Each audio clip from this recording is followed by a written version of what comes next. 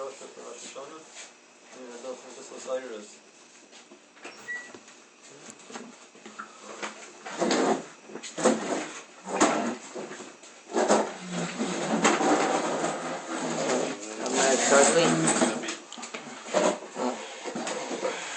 We come up to the last Ma'ariv of the old year. This will be the last Ma'ariv of the old year.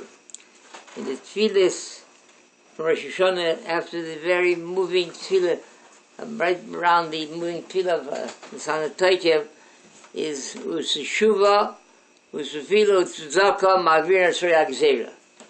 Tshuva, the person does tshuva, tefillah, he petitions Rabbi Shalom, he davens Rabbi Shalom, with tzedakah, and someone gives tzedakah, Ma'avir, Nasri, Agzeira.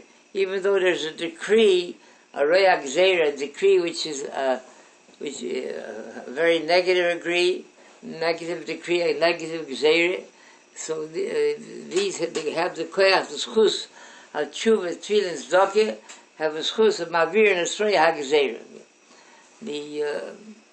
In all this, it's brought down Arba Midas B'Noizne Tzedakah. There's 4 categories of Noizne Tzedakah. Those, one is someone who he gives himself and he doesn't want others to give. Someone who he wants others to give, he doesn't want to give himself. Someone who he gives, he wants others to give, which is the highest madrege. And someone who not he gives, and not he wants others to give, which is the lowest madrege, that's the Rosh. That's the stone heart, someone who doesn't give them like himself. There was in Berditchev, there was a very comfortable man, a man of means, a gevir, who had a reputation of not participating, not being about tzedakah by no means.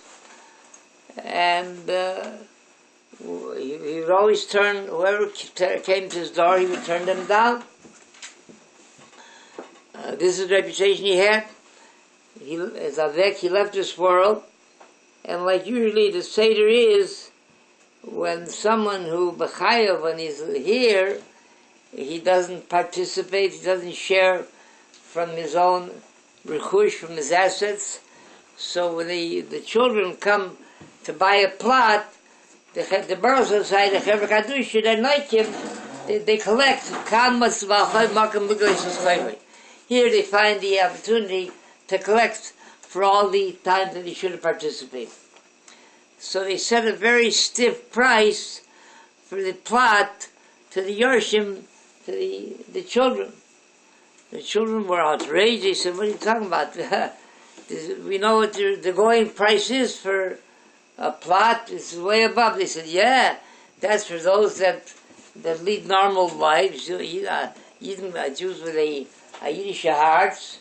But your father, unfortunately, he never participated. Now we're going to collect for all the years. My goodness, they were outraged, and they couldn't settle between them. So they went to the Berditchev, Rabbi Lisa Berditchev. Lisa Berditchev heard who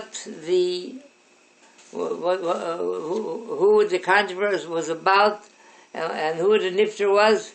So he said to them, he told the Chevra Kadisha, you take from the children whatever they want to pay.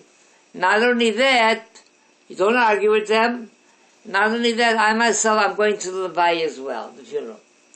When the word spread around that the Berditchev is going to the Levi, so certainly that gave it such prominence that the whole community turned out. So the Chevra Kadisha were frustrated and enraged. Number one, they had the children in their hands, and the Berditchev lets the children out. And secondly, a man like that, why should he deserve a Bakovdik Levi? People learn from that, they shouldn't be Baalei Tzedakah.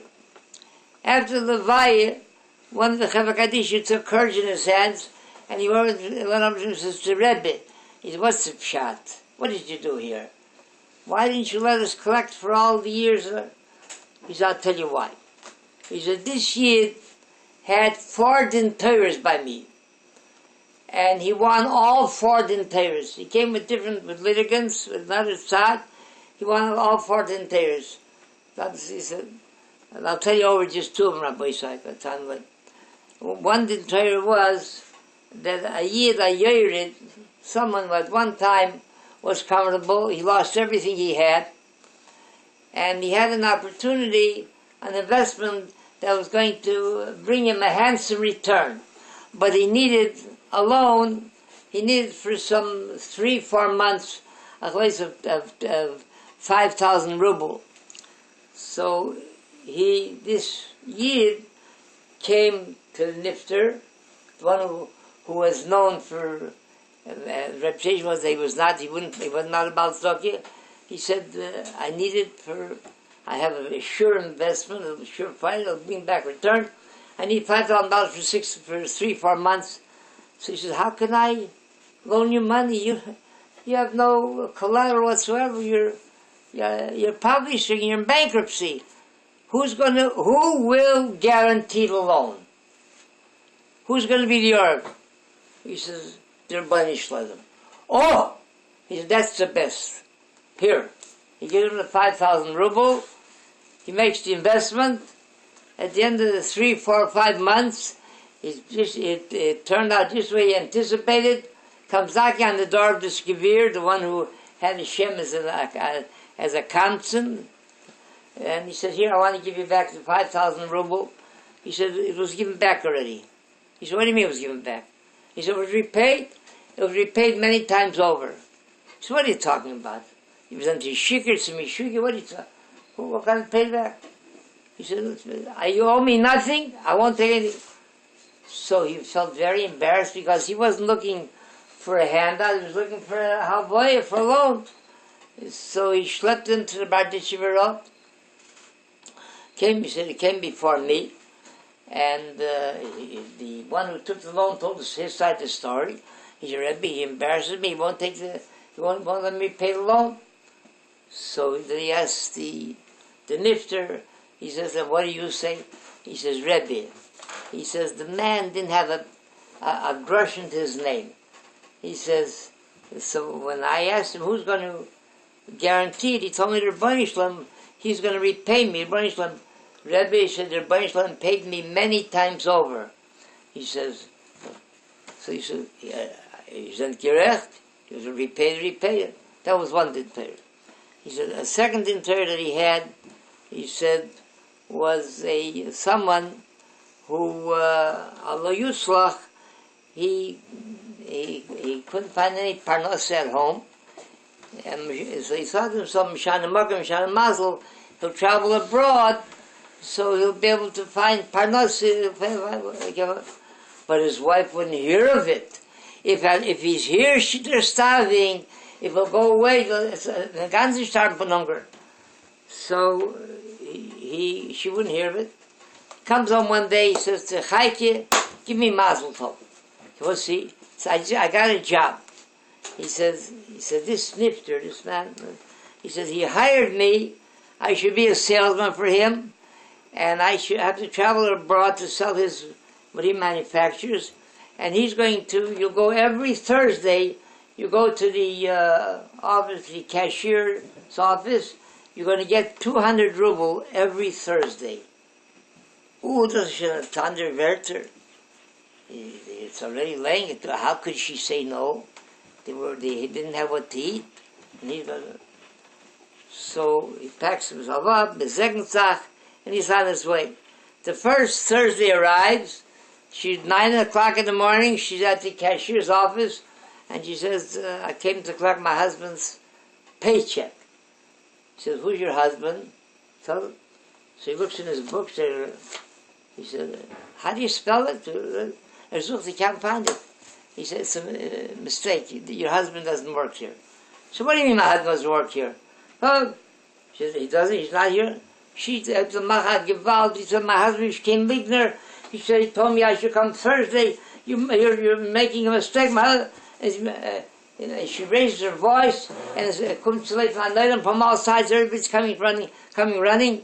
And the Balabos himself, who hears the tumult, what it's all about.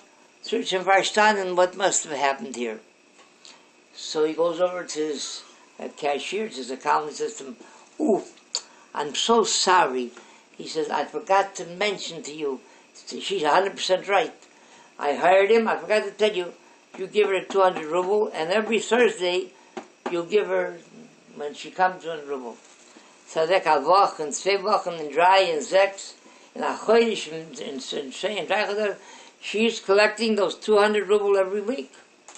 At the end of about 4 months, the husband comes home, and he was matzliach with some kind of business that he did there. He came home, but he didn't know what to expect. Here he told her, I've got a baba maise, and she might have been starving from hunger, even though he made a lot of money, he brought back money. But in the meantime, he didn't know what kind of kabbalas panim he's going to receive from her.